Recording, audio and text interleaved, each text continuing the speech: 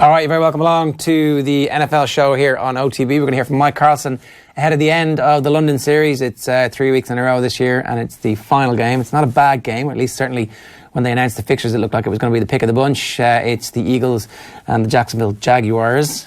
Sue's going to make her picks, 2 out of 3 against the spread last week, which wasn't bad. Cian Fahey is going to join us in a couple of minutes as well. But first, as ever, starting off the show, we've got Sam Monson live from Cincinnati. Sam, how you doing? Doing good, Ger. How about you? Yeah, pretty good. I thought last week was interesting and entertaining, and the trade deadline is actually concentrating some minds. It feels a little bit like it's more active this year earlier than it has been in previous seasons, which I hope leads to a slew of trades this week, or maybe people are getting their business done early. What do you think? Yeah, I think generally the NFL trade deadline is becoming a little bit of a more active thing. Teams are getting some more business done. And yeah, you're right. This week in particular, we've got some stuff moving. Damon Snacks Harrison to the Lions is a really fascinating deal because, run defense just isn't that important in today's NFL. Certainly PFF and a lot of the analytics community generally have been kind of harping on this a lot, that run defense just doesn't move the needle. But a guy like Harrison, who is that good at run defense, is still an absolute steal for a 5th-round pick, even if he is getting up in years and even if his contract is significant. I think that's still a great deal for the Lions. Just a quick point about the significance of the contracts. It seems that in the most recent seasons, what we've seen with the salary cap expanding the way it has, that most teams, with a few obvious exceptions, are getting much better at being able to rent players for a season, restructure contracts, and manage a way to build these superstar rosters that we're seeing with the Rams, for example. Yeah, I think because of the way the NFL works and because of the way NFL contracts work, there's so little guaranteed money in most deals. So as much as the headline figures for some of these contracts look spectacular, you can manage to get an awful lot of money under the salary cap because it's the guaranteed money typically year on year, the guaranteed money and the money that you're being paid in a specific season that's impacting on your salary cap. And you can kick a lot of that money down the line and just keep kind of putting off the inevitable for a long time to keep yourself under the cap and to keep you in shape with a roster. And obviously, there's another couple of key elements that come into place that if you have a young quarterback, if you have a quarterback that's on his rookie contract, that is the key for so many of these teams because, as soon as a quarterback gets to his second contract, that's the point where he's looking for $25-30 million a season, and that is the figure that starts to put a real dent in your salary cap. If you've got a guy who's on a rookie contract, particularly if he wasn't a first-round quarterback, it gives you so much more money to play with everywhere else on the roster. And I think that's when teams try and really load up with these spectacular rosters. You look at the Rams and all the players they brought in because they've got Jared Goff on his rookie deal, even though he was a high pick. Let's go back to the Lions because it's interesting to kind of look at how we're now looking at the Lions under Matt Patricia after the 7th week. And the perception of Patricia, I would say, coming into this, there was definitely a coterie of people who thought that he was going to be exposed when he left the safety of the Belichick nest, and that he was going to go out there and his teams would be gashed. And for the first couple of weeks, those people were like, "Oh, we told you this guy's no good." And then over the last few weeks, suddenly they have a 100-yard rusher who is doing it every week, and suddenly their wide receiving core looks like actually there's good talent there, all the various bits and pieces, and their defense starts to look really good. So maybe not really good, but much better. They're not a bad team. No, and they weren't a bad team when Patricia took them over. I think that's what made him an interesting hire. There was a lot to like about this Lions roster. It was just flawed in a couple of key areas. Not even a couple of key areas, a couple of major areas. And Patricia's focus almost for the entire offseason was in shoring up run defense and figuring out a way to establish the run. Because this team for years had no run game. There was always a debate as to how much of that was conscious and deliberate and how much of it was just they never had a running back. When you have Matthew Stafford and you're paying this guy a monster sum of money, I think there was a certain degree of logic that we don't want the ball in anybody else's hands. We don't want to be handing it off to a guy 30 times a game. We want Stafford to be the guy that's determining whether we're winning or losing games. Now, with Patricia comes in, you draft a running back, you draft a first-round offensive lineman who can help in the run game. You bring in run stuffers on defense, and you try and patch up the areas that he seems most comfortable in dealing with, which also happens to coincide with the weaknesses on this Lions roster. So I think the rest, what was already there, was a strong kind of bedrock foundation, particularly in a passing league. And now what they've done is just sort of added the other layers. And then, Harrison coming in to shore up run defense even further should help that immeasurably. Are they a playoff team? Are they close to a playoff team?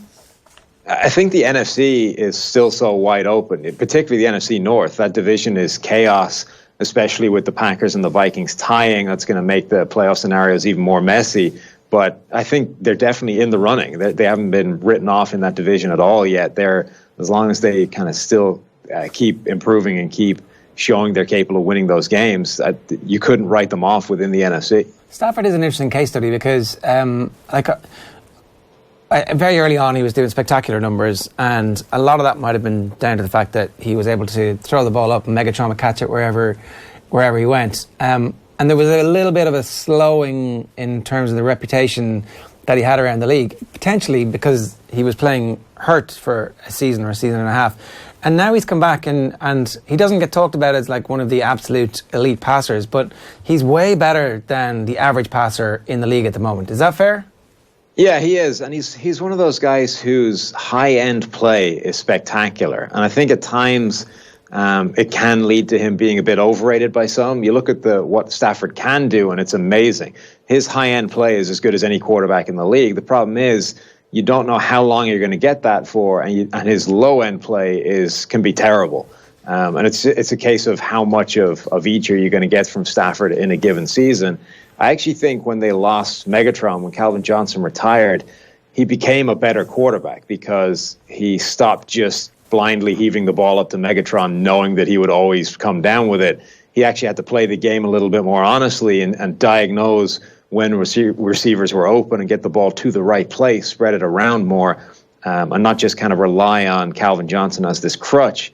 But I think that's really what determines how good Stafford can be is whether he can get the inconsistency out of his game. Because currently he's on a run of play that's been high-end Matthew Stafford for a while. And, right now he's one of the best quarterbacks in the NFL. It's just when you look at a guy like Tom Brady or Drew Brees, they're going to stay there over the rest of the season. You don't know that Stafford is going to stay there. You're kind of waiting for the other shoe to drop and him to lurch back down to the other end of the roller coaster.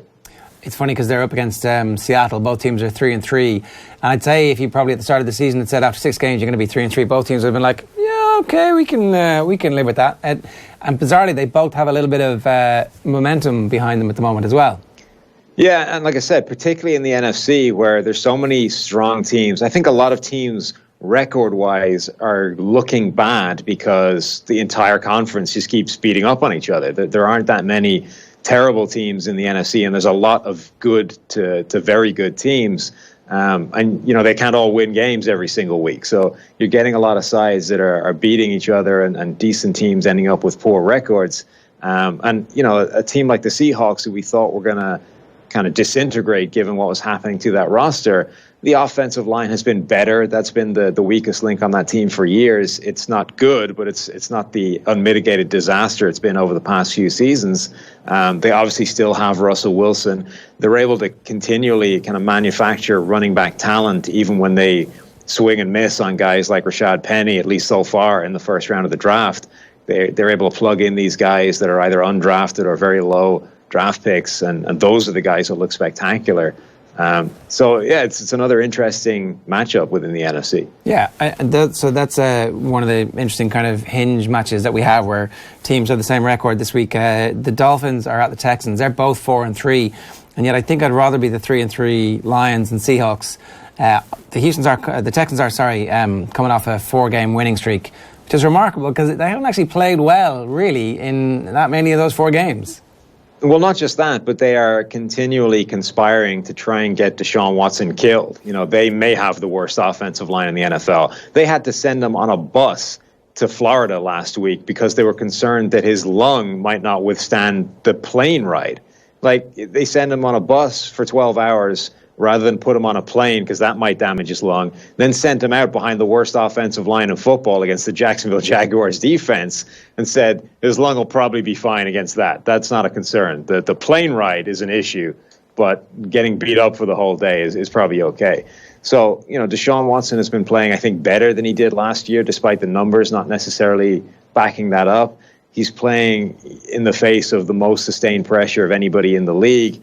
That defense has started to turn itself around, but I think there's one team where you just wonder how much more of that beating he can possibly take, because it's genuinely, it's almost unsustainable what he's able to do given the amount of pressure he's dealing with at the moment, some of which is by his own making. But, still, at some point, I don't want to say the wheels are going to come off, but at some point that's going to catch up to him, whether it's an injury that's literally going to put him out for a period of time or whether he's just going to start playing a lot worse. We saw one very bad game, but everything else has been pretty good. On the other side, it's the Dolphins, who it turns out in Adam Gase have got one of those great young offensive minds, but who probably isn't getting the credit that he deserves because his quarterback situation is just diabolical.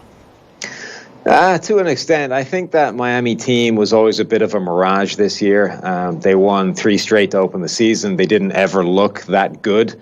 I think the defeat against the Patriots was a big sort of signal that all was not well underneath the surface. And even if you look against the Chicago Bears and how that game managed to go, Brock Osweiler comes in, puts up some really fantastic statistics, but his grade was terrible. He had a PFF grade of 58, which is not good. It's right where Ryan Tannehill was, really. And when you look at how that happened, there are plays where Albert Wilson catches the ball in the middle of the field and then just runs through the entire Chicago defense for a score. That doesn't happen most times. The Bears in that game missed 19 tackles. If you combine every other game they played this season, they've missed 17 tackles. So, this kind of completely ludicrous, unsustainable stuff was happening to the Dolphins to let them win games. But there's so much wrong with that team, whether it's the quarterback. And Ryan Tannehill has just been playing terribly this year. He's had some good seasons in the past. He's not a great quarterback, but he can be a good quarterback. But he's been playing badly. The offensive line there is terrible. They conspired to allow A'Shawn Robinson and Deshaun Hand for the Detroit Lions to put up something like 16 total pressures as a pair, and neither of those guys can rush the passer. They were those typical Alabama defensive linemen that play the run first and don't get any pressure on the quarterback. They look like Aaron Donald against the Miami offensive line. Which is mad when you think about it. Tannehill's been there, I think, 7 seasons, and they still haven't realised that they need to move on from him. At least, does it feel like Gase might get the opportunity to work with a new quarterback in that situation, or is he forever going to be tethered to the fact that he had Jay Cutler for a season, he had Tannehill, and he's had Brock Osweiler, and at the end of the year they go, sorry man, you're not our guy? Yeah, I think it's going to depend kind of how they do over the back end of this season. I think there's a decent chance he's going to get a shot to get a new quarterback to work with and see how that pans out.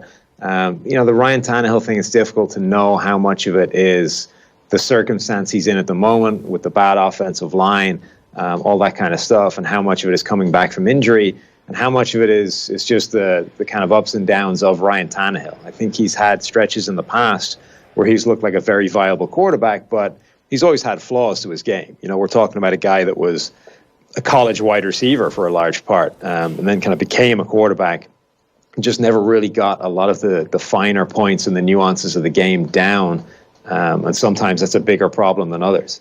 So what do you do? Like, if you are Miami, do you give Adam Gase another season to try and rescue the Tannehill experiment? You double down, good money after bad? Or do you think, right, we just need to get whatever capital we need, either be it draft capital or money in free agency, and try and find a quarterback that way? Yeah, it's not a great time to be needing a quarterback. I think 12 months ago this offseason would have been a good time to find an alternate quarterback. There were a lot of guys hitting the free agent market that wouldn't have been in the past. There were some options there. It was a great draft class for quarterbacks in terms of the number of guys that were going to go in the first round. I don't know that this coming draft will be as strong, but I think you've got to attack it in the draft, whether you keep Tannehill around or not. You've got to draft somebody that's either competition or a legitimate replacement and see how that pans out. Like I say, I think Gase being there is going to depend how they play the rest of the season. If they just completely go in the tank and capitulate, then maybe he doesn't make it that far. But otherwise, I think you target the draft, try and find your quarterback, and see how he does with that guy. Speaking of the draft, I saw somebody during the week say, look, there's no point in all these mock drafts at the moment. One, we're not really sure who's going to have the number one pick. And two, the opinion on what the needs of these various teams is actually going to be changes so much between now and the draft. And most importantly of all, the best available player is still not actually known to us. And then I was thinking back to the conversation that we had where you guys were very high on the eventual number one pick all the way back last October, November. So maybe you do know who is probably going to be the number one pick next year. Yeah, well, I don't think there's a Baker Mayfield in this draft.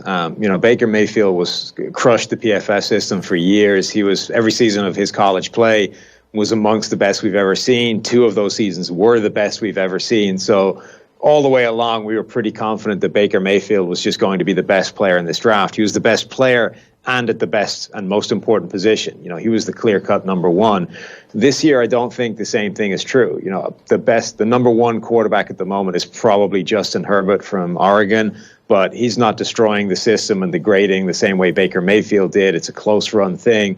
Guys like Will Grier from West Virginia have put up comparable grades to Herbert. And Herbert himself is not a surefire thing to be coming out. There's talk that he will go back to Oregon and won't even declare for the draft this season. So, again, it's a different situation to Mayfield, who was a senior and was going to be coming out whatever happened. So, yeah, I don't think this year is a year where we know the clear-cut best player in this draft. It's going to take the entire, or at least the clear-cut number one pick, because sometimes the best player in the draft isn't the guy that's going to go number one because he's not a quarterback. And in today's league, you need the quarterback. So the team's picking number one are usually chasing that passer, and it doesn't matter that a defensive end or a cornerback or a running back is actually the best player in the draft. Yeah, and definitely over the last couple of years, you've seen the teams who haven't picked quarterback or who haven't traded out of the number one spot. There's been mixed results in terms of how long-term happy or how much value they've got from that number one pick. So we can come back to that when it becomes clear that either the Giants or the Cardinals or the 49ers are going to be picking number one. But it looks pretty certain that it's going to be one of those three at the minute. I did want to ask you about the Packers at the Rams, because the Rams obviously blew out a ridiculously poor performance from the 49ers last week. But kind of going through the schedule for the rest of the season, it's hard to see too many teams actually winning games against them. Now, we say that all the time, and then teams trip up. Is Aaron Rodgers in LA? Is that the thing that maybe we have to kind of go, yeah, okay, well, let's see if you can do it now against Aaron Rodgers. Okay, you can blow out CJ Beathard, but let's see you doing it against Aaron Rodgers. Yeah, the problem with both the Chiefs and the Rams this year is that teams need to keep pace, because those offenses, for slightly different reasons, are just so completely devastating. The Chiefs just have playmakers everywhere. They're able to scheme up some impressive stuff, but teams can't live with them from a talent standpoint. You can't match up with Tyreek Hill one-on-one. You can't match up with Travis Kelce one-on-one. The Rams, I think, have the most sophisticated and the best scheme in the NFL, and they're able to just get a much more limited group of receiving weapons wide open all the time. And teams are not able to match up with them schematically. We saw Mike Zimmer's defense, with the Minnesota Vikings. They were finding themselves with a linebacker matched up one-on-one with a wide receiver all game long. And Anthony Barr gave up 3 touchdowns, I think, just on his own. So Sean McVay and the Rams are just destroying teams schematically. And it's really a major challenge for anybody to rise to that challenge and try and slow them down. And then that means that your offense has to keep pace against their offense. And against the Chiefs, that's one thing, because their defense just is not good. But against the Rams, that means you have to do that with Aaron Donald in your face. And they have a lot of talent on defense. We mentioned before that they kind of loaded up with the free agency and trades. And this is a team that is gearing up for the Super Bowl. So they have a lot of talent on defense that you have to overcome to get that done. So, Aaron Rodgers is a player, obviously, that has the talent to do it, but it's a hell of a tall order. And I think anybody going up against the Rams is going to be an extremely tough ask this year. And it's really setting itself up for that Rams-Chiefs game down the line to be a real sort of Super Bowl preview. Yeah, I mean, I can't wait for that. Can you explain a little bit about the difference then? If Sean McVay is scheming his less talented players free, what is it that Andy Reid is doing that's making Kansas City play so well? Is it just that his quarterback is a genius?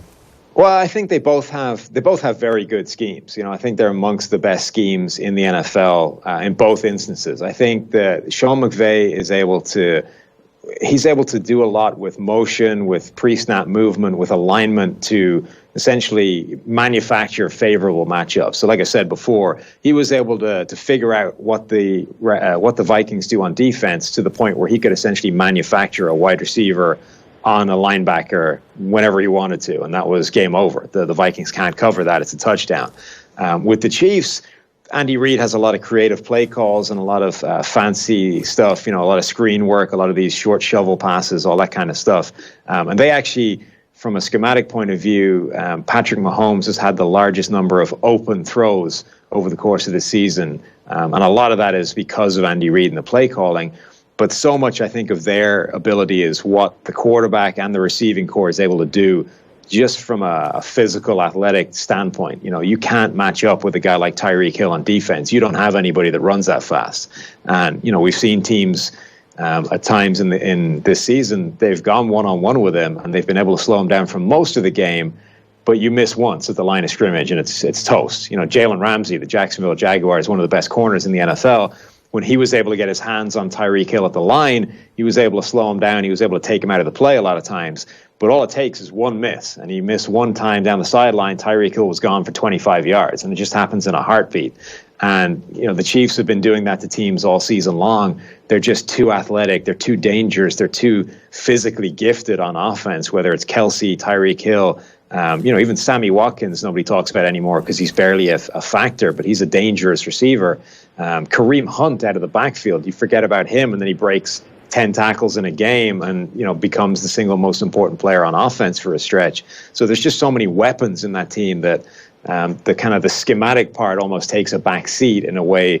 I think the scheme element in the Rams is a much bigger, much further forward part of the process. And more pronounced as well. Sam, great stuff. Anything else that you think we should be looking at for this weekend? No, I think this third Wembley game will be interesting. A game that looked on paper probably a lot better a month or two ago, but it's a big game for both those teams now. 3 and 4, I think the Eagles and the Jaguars. There's still a lot of talent on both those teams, even if it's kind of hemorrhaging and guys are going down. The Jags still tying their ship to the Blake Bortles bandwagon, but there's a lot of storylines in that game and the potential for it to still be a really good one. Yeah, I also see you sneaking in that extra syllable there just to make sure that you haven't gone completely native yet. Yeah, I got to do something. It's a disaster. I'm getting comments left, right, and center about what kind of Golf Channel accent I'm creating over here, and it's all happened in 12 months. I need help. Well, long may it continue, Sam. Great stuff. Thanks a million. Anytime. Take it easy. And Sam Monson there from PFF. You can check him out as we've been showing you with his Twitter handle at PFF_Sam. Sorry, you just read it off the screen there in a way that I couldn't even do. Of course, he's part of Sky Sports coverage on Sundays now as well. We're going to get Sue's picks a little bit later on. I'm going to run you through the results and fixtures, and then we'll get to Cian Fahey in just a moment as soon as we get him up, so we can have a look at the fixtures. So fixtures, here we go. The Thursday night game is Dolphins at Texans. Mad that those two teams both have winning records. The Eagles at the Jags is the early kickoff. Obviously, that's the one in London. 9 and 5 is 13, so that's a 2:30 kickoff. Broncos at Chiefs is one of the best games of the weekend, which we didn't really talk about, but you've got this fear now that when you say, the Chiefs are playing a game, it could be really good. If the Broncos defense is as good as it was last week, then that will be a really good game. Otherwise, it's going to be a blowout. Browns at the Steelers. The Browns obviously owe the Steelers, but then the Browns have been a bit Brownsy recently. Redskins at the Giants. Eli. So that again could be a pretty interesting game. Maybe the Redskins might be on the verge of giving the Giants one hell of a beating. Seahawks at the Lions, we talked about there. The Buccaneers at the Bengals. Obviously the Bengals coming off the blowout last week. And the Bucs, well, are the Bucs any good? Probably not. Jets at Bears. Ravens at Panthers is the last game of the early slate of kickoffs, and that one will actually be a pretty good game. Then at 4:05, it's the Colts at the Raiders. We're going to talk about the Raiders in some detail and the fire sale that they currently have going on. The 49ers at the Cardinals, buried, while at the same time the Packers at Rams is on, so that you don't have to watch a single second of it.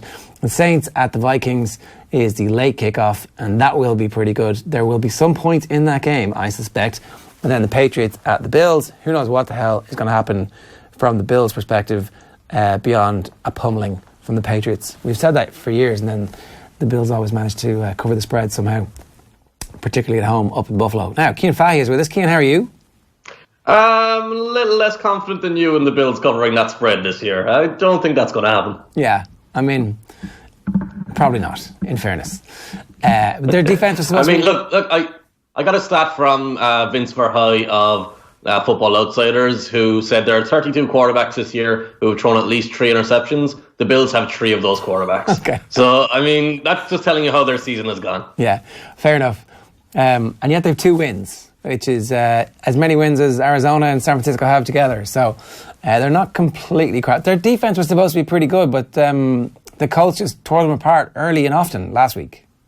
Yeah, but their defense is all right. It's solid. It's got Jerry Hughes. It's got Starla Tulalai. It's got Kyle Williams on the defensive line. But it's a defense you can go at. It's not a dominant defense. It's not going to terrify you, especially in this day and age where there isn't really any dominant defenses. One of their wins was a kind of a freak win against the Vikings where everything went their way and the Vikings didn't turn up and just mismanaged their game plan that day. I actually can't even remember who else they beat, but either way, it's a Patriots-Bills game we probably have talked about too much already. Yeah, no, exactly. So let's talk about the Raiders then. The fire sale continues this week and getting a first-round pick for Amari Cooper. I mean, I think it might have been you tweeting about maybe John Gruden is going to manage to find a difference-making pass rusher and wide receiver with 2 of his 3 first-round picks. But maybe Amari Cooper and the Raiders had, like a lot of relationships sometimes. It's just people stay around too long. Kind of sick of the sight of each other in the morning. You roll over and it's Amari. Not doing it anymore for John Gruden. There's a sight to see for John Gruden wake up next to Amari Cooper, I guess.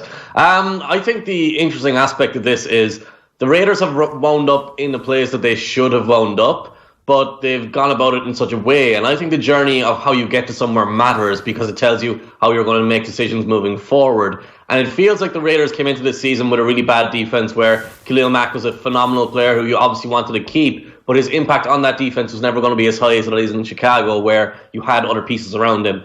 They needed a full-on rebuild, but they also signed guys in the offseason who are veterans who they wanted to win now with. And it feels like these trades have been made not because it's the right decision for the franchise moving forward, but because John Gruden didn't like these guys. He didn't talk to Khalil Mack at all during the offseason, and the first thing that was said about Cooper when the trade talks came up was, he's got character issues, he doesn't like football, which has never been mentioned in the prior years to this season. In terms of getting the first-round pick, great value. Absolutely great value. The Cowboys wildly overpaid, and according to Charles Robinson of Yahoo, they were only competing with themselves. There was no other team offering a first-round pick. It was late seconds, early thirds, late thirds probably. So the Cowboys got swindled a little bit here, and it's kind of bailed John Gruden out because he's completely mismanaged his team. And now he's got 5 first-round picks over the next 2 years, so he's going to have a chance to actually make up for it. The interesting thing that's left with the Raiders is Kelechi Osmail is there as a 29-year-old right guard, 29-year-old left guard who can play tackle or guard. One of the best offensive linemen in the league. Hasn't been fully healthy this year, but he's just coming back from injury right now, just in time for ahead of the trade deadline. There is no point in them keeping him, and he has massive value to other teams. So if you can get a 3rd or a 4th round pick for him, which is probably lowballing what he's actually worth, you should make that trade right away, and it kind of makes sense for the Raiders to do that now. Why does it not make sense to build from your offensive line, use him as your as a centerpiece next season for your new quarterback, whoever that is, so that your new quarterback isn't coming in and having a blowout first season like Jared Goff or any of those quarterbacks who come in behind shitty lines? Well, you still have Colton Miller there, you still have Rodney Hudson, you still have Gabe Jackson, you still have enough pieces there to have a decent offensive line. And it's just the value of having Osmail at 29 as one of your highest paid players. It just makes more sense to get someone a little bit younger in there, get someone who can grow within the same time frame of the team. Now, it should be said, offensive linemen can play into their mid-30s and play into their late 30s even as good players. It just doesn't really feel right to keep him there. And there's talk of locker room issues as well, which will normally come back to the veteran players rather than the younger players, because the younger players are going to keep quiet. So if you are going to embrace this full-on rebuild, I just don't really see the point in not kind of stockpiling draft picks as much as possible. Yeah, okay, fair enough. The one concern that you've seen from Raiders fans is where is John Gruden's track record of talent identification and being able to use these first-round picks? And the list of the first-round picks from the Raiders over the last decades, there's not a lot of household names on it, with the exception of Khalil Mack. And even Amari Cooper, really. I know Cooper hasn't been AJ Green or Julio Jones, but he's a lot better than people realise.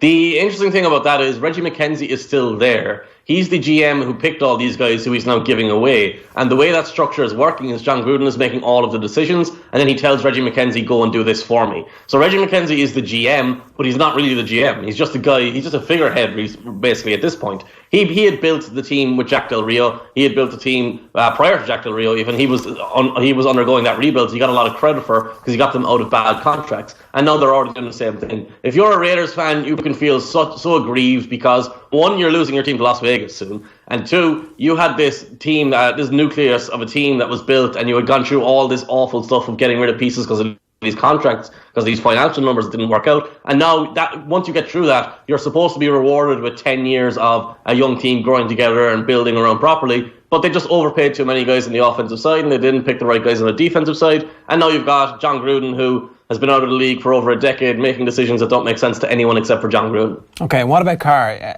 You had great stats about how Amari Cooper was going to get a significant upgrade from the quarterback position, playing with Dak Prescott instead of playing with Derek Carr. So what's the story? Is Carr finished? Should they try and trade him? I mean, he's not fit at the moment, so I'm not sure that many people are going to trade for him mid-season, but in the off-season, get rid of him.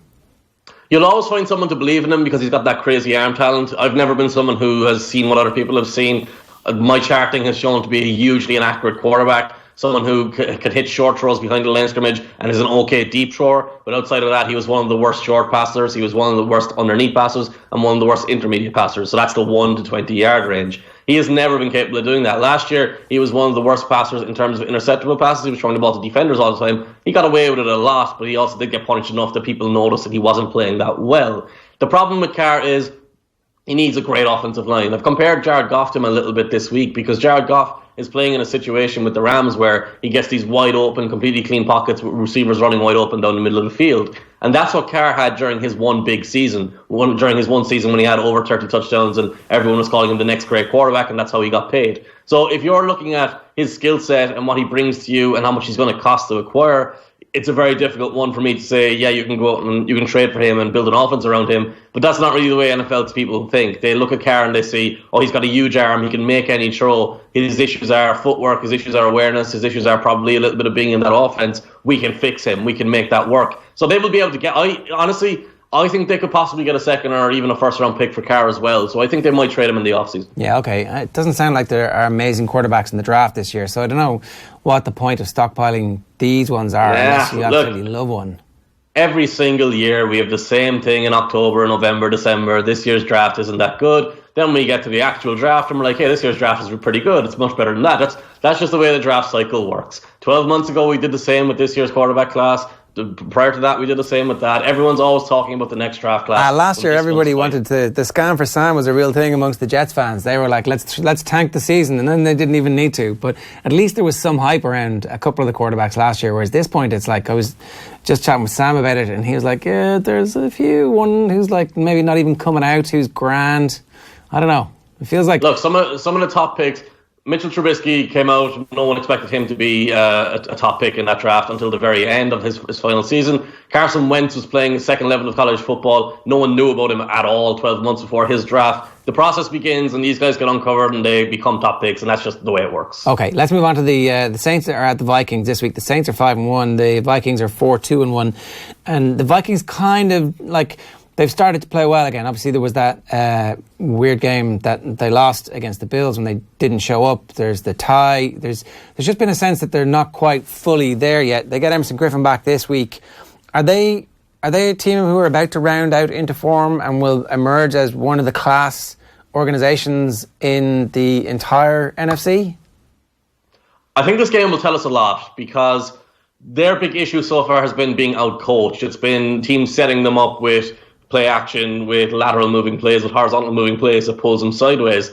And if good teams do that to you, you're going to get blown out. That's how the Bills beat them. That's how the Rams destroyed them on a Thursday night football game. So we can tell if they've actually corrected these issues against the Saints team with Sean Payton, who knows how to game plan for specific defenses.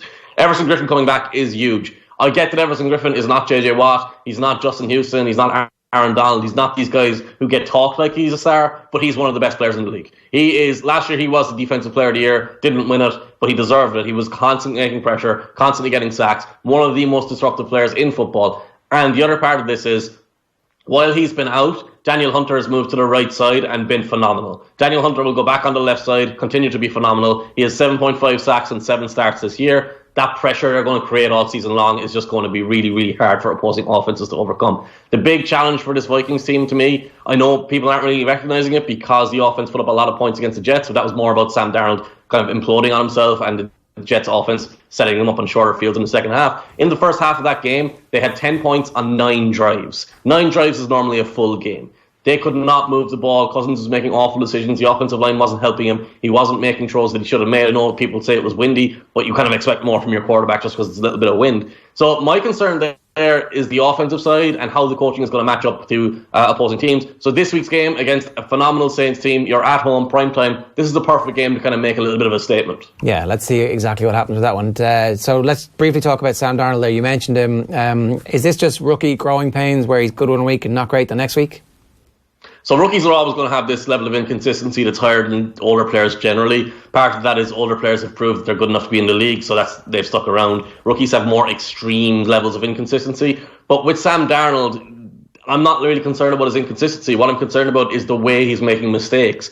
In college at USC, the only issue we had with him was these obliviousness of not recognising when defenders were standing right in front of him, not recognising when there was a defender right in front of the receiver he wanted to throw the ball to. And in this Vikings game, he had 5 interceptable passes, and they were all plays where he was throwing the ball straight to a double-teamed receiver, where he completely misread the coverage. One of the interceptions he actually had, he finished with 3. One of them wasn't his fault. But the second interception he had in that game, Xavier Rhodes showed man coverage at the start, bailed out into zone. Darnold never recognised it, threw the ball straight to Rhodes. Rhodes dropped the ball, actually knocked it into the air, and because Darnold's decision had been so bad, Harrison Smith was also waiting there to catch it as well. He had thrown it into 2 players and with one receiver in between the 2 guys. So that's a big concern for me. Look, you're going to have inconsistency over the course of a rookie season. Right now it's concerning. If he goes through the next month of the season and doesn't do this as much, sure, you can be optimistic, but these young guys are always volatile. Yeah, he's still unbelievably young, still only 21 of course.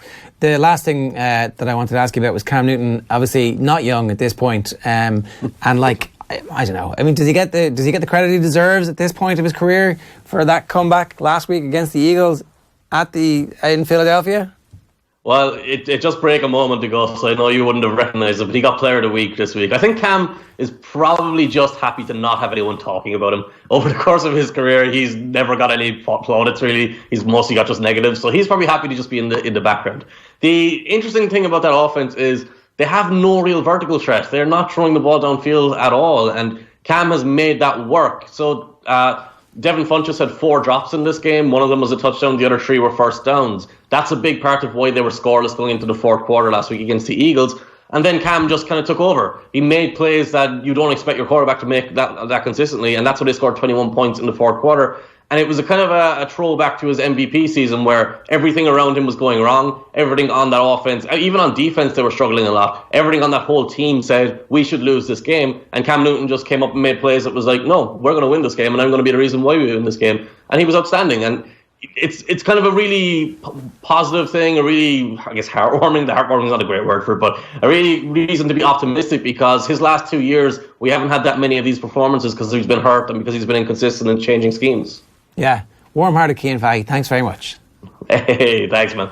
Talk to you next week. That's Cian Fahey joining us there. You can get him on Twitter as well. Now, Sue is here, having picked 2 out of 3 for us last week. Did you not? No, you said 2 or 3, and I was like, no, I missed that by half a point. Oh. So the books were minus 3.5. You told me earlier I was only let down by... No, but I didn't really count the books because no, it was only that's not how gambling works. Did you win money or not? No, I didn't. Okay, well, I actually lost the last 7 quid that was in my account as well. Well, no.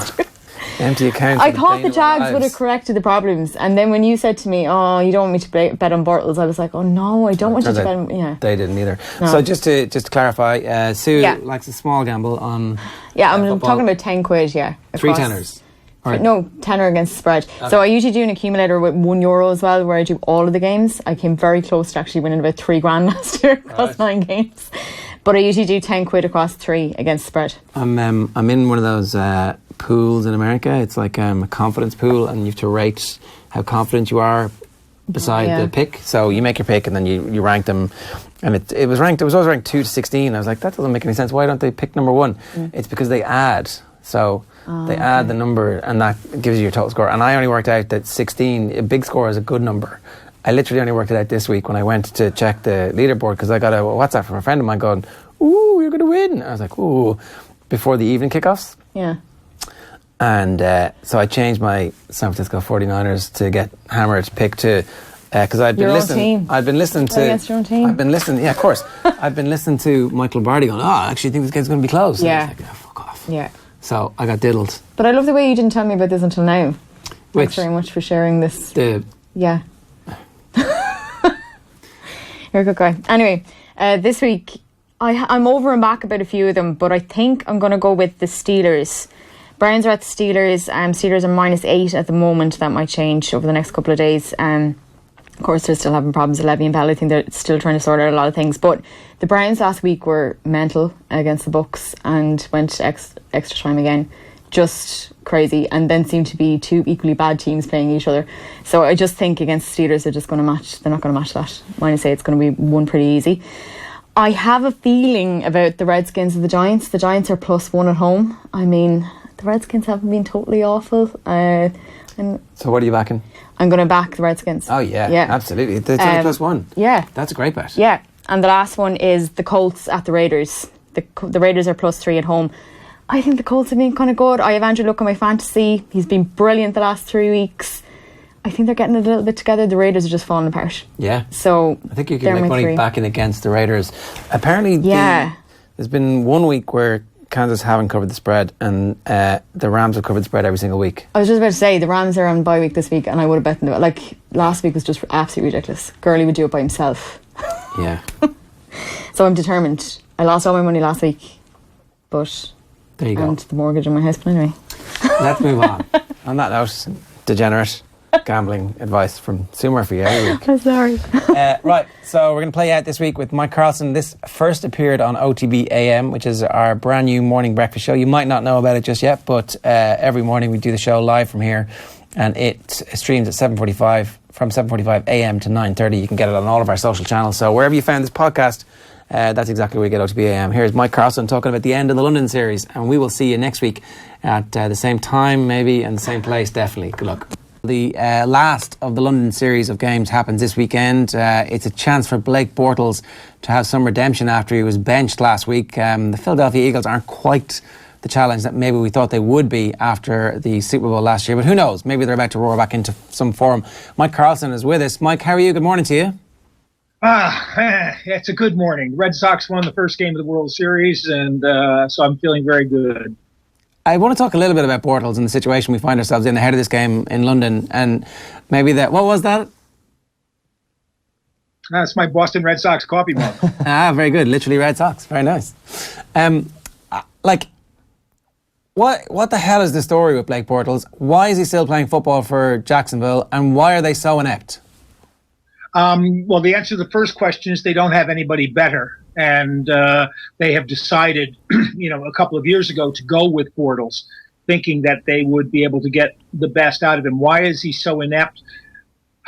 They don't give him a lot of help, to be honest. Right now, they're supposed to have a great running game. Leonard Fournette's been injured most of the time. Their offensive line was supposed to have been rebuilt. It hasn't been that good. His best receivers are gone. The new ones who looked really good last year as young receivers have been very inconsistent. But every time you watch Bortles, you watch him miss easy throws. You watch him make bad decisions. The thing he does best is run. When he can scramble for a few first downs, Jacksonville have a good time. When they beat the Patriots, that's basically what they did when they beat them, but it's obviously that game has turned into more the Patriots playing badly than Jacksonville playing well. And he'll be back in, but I don't see him doing anything that we haven't seen, from Blake Bortles. They want to be a team that plays stifling defense, runs the ball to control the clock, and hits the occasional big pass. Bortles can do that. He's a bit like an inconsistent Ben Roethlisberger in that sense, but to me, the biggest failing with the Jags is that their defense, which was so good last year and was supposed to be better this year, has not been.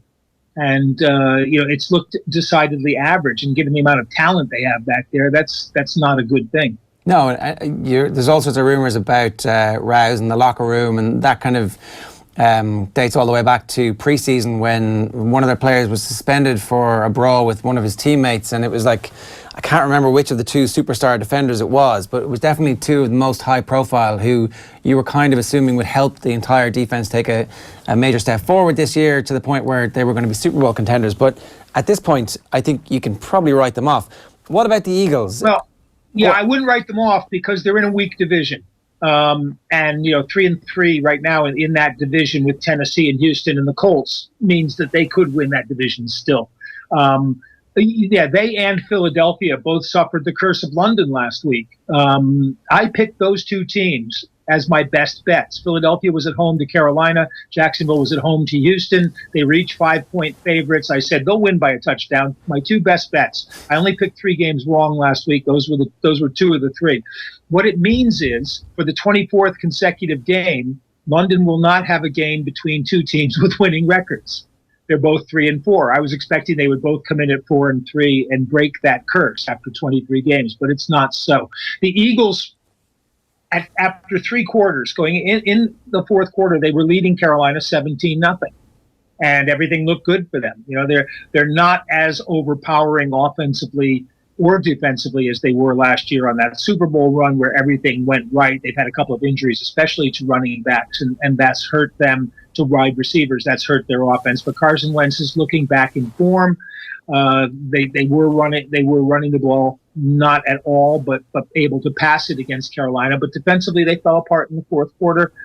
Cam Newton does that to teams, but you have to know that he can do it, and their defense broke down at crucial times.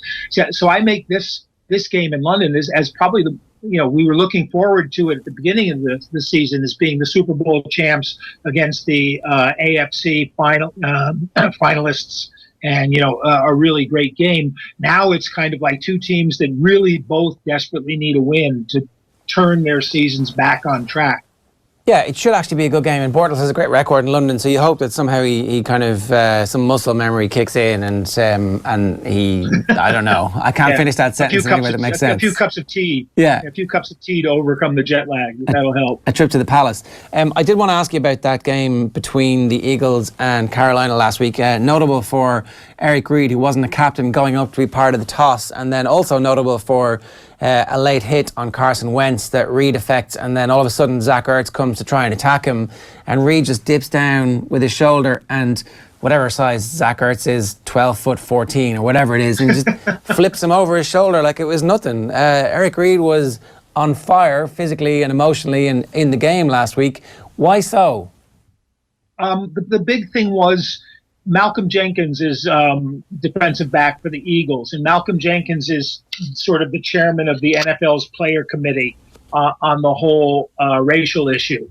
And Eric Reid, of course, alongside his teammate Colin Kaepernick, were the leaders of the kneel down part of the protest. And so Reid looks at Jenkins as being a sort of, he's used various words for it, but so let's just say not fully supportive of the cause and a sellout maybe to the owners. So there was a lot of needle there, and I think that was why he came out for that opening toss. Now, the increasing World Wrestling Federation nature of the NFL just took a huge step forward with that sort of shoulder toss by Eric Reid. But we're seeing bits of that.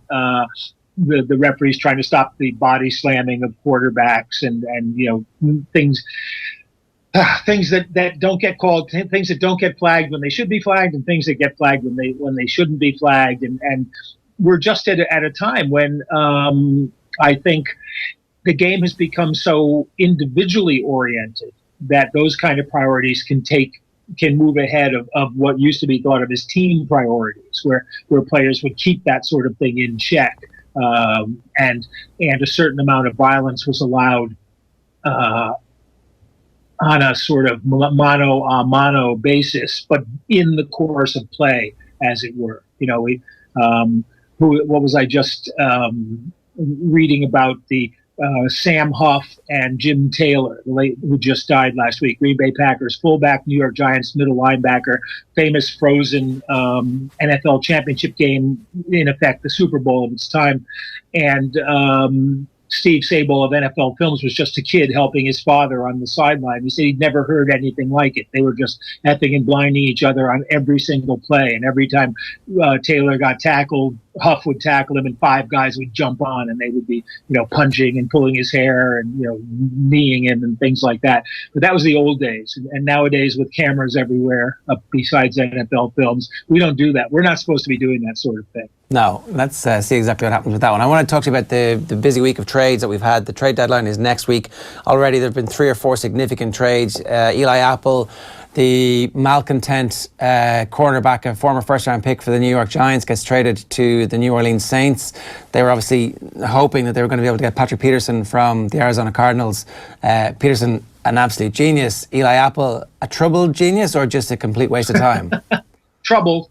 The first part's right. I'm not sure he's a genius. I'm sure that what New Orleans are thinking is that they can put him in a more defined role and sort of get the best out of him. He's got a great deal of natural talent that he hasn't been able to really put together. And in one sense, you could say the Giants have always put him in a position where he's got to be a shutdown corner, and he's proven really bad at doing that. So I think what the Saints will do is look at him as a piece they need and try to keep him in a situation where he doesn't necessarily have to shut down the other team's second best receiver every week, get exposed in man-to-man coverage all the time. He's one of those guys who's a real hanger-on when he's in man coverage. He's got to have his hands on you, and he gets caught quite a bit. But what it tells you is that the Saints think that they're just a piece or two away from being a championship team, and they go up to Minnesota this week. And that's going to be a huge game. The Saints only have 1 loss. They dodged a bullet when Jason Tucker missed an extra point that would have tied the game at the very end against the Ravens last week. Minnesota seemed to be rounding into form, and Everson Griffin, who's had his own problems coping with living in a hotel, and he's been away for 5 weeks, I think, basically having psychological therapy. He's back, and that's a huge boost for Minnesota. So this could be, behind the Rams, sort of the NFC runners and riders. They're right up in the front, and they're just a couple of paces behind the Rams. Yeah, it is going to be interesting. Like, at least there are some very significantly good teams playing well in that division. I wanted to ask you about the trade of Amari Cooper to Dallas, because the point you make there about the Saints believing that they're pretty close and that's why they're going out to try and get somebody. Dallas surely don't believe they're just 1 first-round pick traded for Amari Cooper away from being competitive, do they? Yeah. Well, Dallas are in a similar situation to Jacksonville, only they're not as good a team as Jacksonville theoretically is, or on paper is. They're in a weakish division. Especially with Philadelphia underperforming so far. So they have to think that division is still winnable for them. They do have a lack of wide receivers. Whether Amari Cooper's worth a first-round pick is probably academic at this point, because they saw a need and they decided they had to fill it. Oakland, did they need to trade Amari Cooper? Not particularly. He's under contract for 2 more years. 2 years ago, he and Derek Carr were as good a combination as almost any in the league, but they both declined precipitously since then. And getting a first-round pick only does you well if you use it well. And if Dallas have not won a game on the road, basically. They're 0-4 at home. They're 3-0. They're 3-0 at home, 0-4 on the road.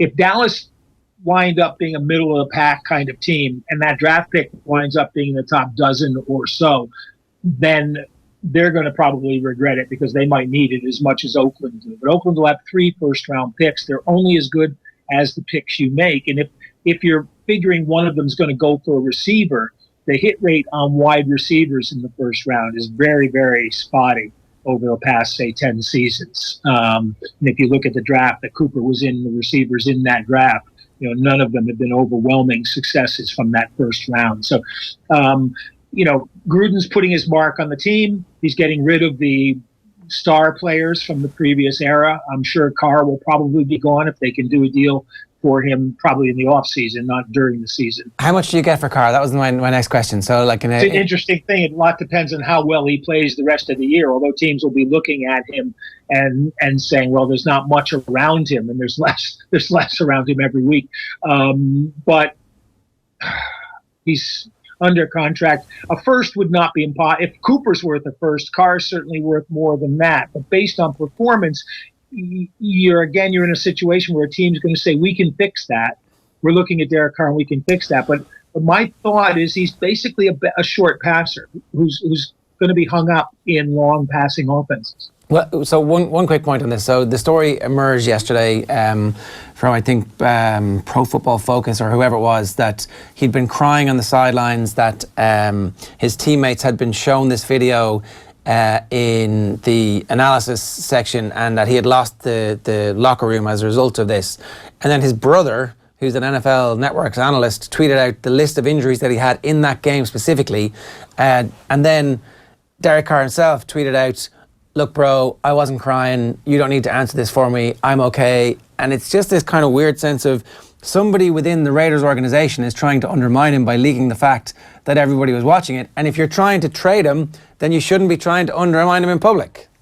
Yeah, absolutely. And I think you've got the key part. You don't put together a clip reel of your quarterback suffering to show to the rest of the team unless you're trying to tell them that, it's your fault that he's suffering. But if the focus is he's crying after that, that's simply sabotage.